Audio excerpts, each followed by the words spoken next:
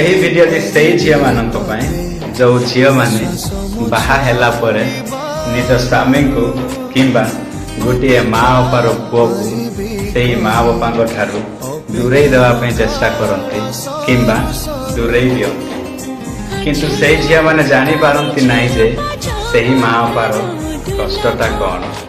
ଠିକ୍ ସେତେବେଳେ ସେହି କଷ୍ଟଟା କ'ଣ ଜାଣିପାରିବେ ଯେତେବେଳେ ତା ପୁଅ ପାଇଁ ବୋହୂଟିଏ ଆଣିବେ, ଆଉ ତା ବୋହୂ ଠିକ୍ ତାରି ପରି ତା ଠାରୁ ତା ପୁଅକୁ ଦୂରେଇ ଦେବ।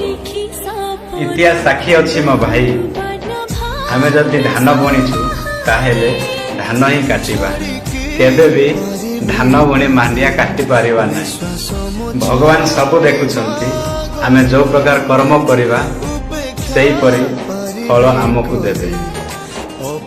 ବୁଝିବା ଲୋକ ଠିକ୍ ବୁଝିଥିବ।